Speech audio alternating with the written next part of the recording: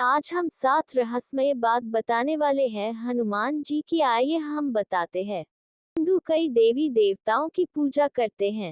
हिंदू पौराणिक कथाओं के अनुसार लगभग 33 कोटि देवी देवता हैं। उनमें से अधिकांश ब्रह्मा, विष्णु या महेश के अवतार हैं। सभी देवताओं में से सबसे पेचीदा और सबसे लोकप्रिय भगवान हनुमान भी हैं। भगवान हनुमान के जन्म, उनके बचपन की शरारतों और सबसे बढ़कर भगवान राम के प्रति उनकी भक्ति के बारे में अनगिनत कहानियां हैं। राम भक्त हनुमान को शिव का 11वें रुद्र अवतार माना जाते हैं। इस संबंध में ग्रंथों में तमाम बातें भी लिखी जा चुकी हैं जो इस बात का साक्ष्य हैं और इस धरती पर एक कल तक सशरीर रहेंगे। आइए जानते हैं उनके बारे में 7 रोचक बात। नंबर 1 अप्सरा थी हनुमान जी की माता। पौराणिक कथाओं के अनुसार हनुमान जी की माता अंजनी पूर्व जन्म में अप्सरा पुंजिका स्थला थी। चंचल स्वभाव के कारण उन्होंने तपस्या करते एक ऋषि के साथ अभद्रता कर दी, जिससे गुस्से में आकर ऋषि ने श्राप दे दिया कि तू वानर की तरह स्वभाव वाली वानरी बन जा। पुंजिका स्थला ने ऋषि से क्षमा याचना की। जानिए राम भक्त हनुमान के अमर होने की पूरी कहानी।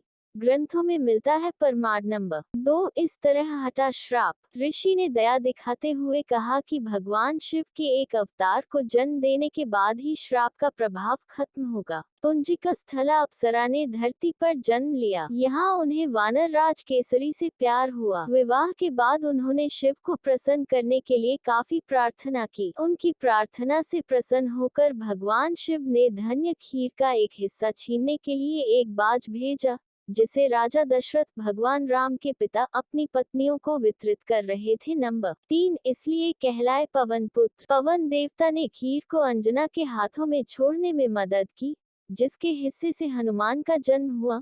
बच्चे का नाम पवन पुत्रा रखा गया। पवन देव ने हनुमान जी को आशीर्वाद दिया और उन्हें हवा की गति के साथ यात्रा करने की शक्तियां दी। जैसे ही हनुमान बड़े हुए, उनकी ईश्वरीयता को धीरे धीरे सभी ने स्वीकार कर लिया और यहाँ तक कि देवताओं ने भी उनके आगे सिर झुकाना शुरू कर दिया थे। नंबर 4 इन्होंने दिया था हनुमान जी को श्राप। हनुमान जी युवा रूप में बहुत शरारती थे और धार्मिक संस्कार करते हुए ऋषि और अन्य तपस्वियों को परेशान करते थे। उनकी हरकतों से परेशान होकर भृगुवंश के ऋषियों ने हनुमान को श्राप दिया कि वह अपनी शक्ति को भूल जाएंगे। उन्हें अपनी शक्तियां तभी याद आएंगी जब कोई उनको याद दिलाएगा। इसलिए जामवंत जी ने हनुमान जी को याद दिलाया था कि उनमें समुद्र पार करके लंका जाने की क्षमता। नंबर 5 इसलिए हनुमान जी को चढ़ाया जाता है सिंदूर। कथा के अनुसार एक बार माता सीता को सिंदूर लगाते हुए देख लिया। जब उन्होंने सिंदूर लगाने का कारण पूछा तो सीता जी ने बताया कि इससे भगवान राम की उम्र बढ़ती है। यह जानने के बाद हनुमान जी ने अपने पूरे शरीर पर सिंदूर लगा लिया ताकि भगवान राम को अमरता प्राप्त हो। इस घटना के बाद हनुमान जी को सिंदूर चढ़ाया जाता है। नंबर 6 महाभारत में 2 बार आए हनुमान जी। हनुमान जी और भीम दोनों भाई थे क्योंकि दोनों के पिता पवन देव हैं। दोनों माताओं के पवन देव का आशीर्वाद प्राप्त था। हनुमान जी महाभारत में 2 बार दिखाई देते हैं।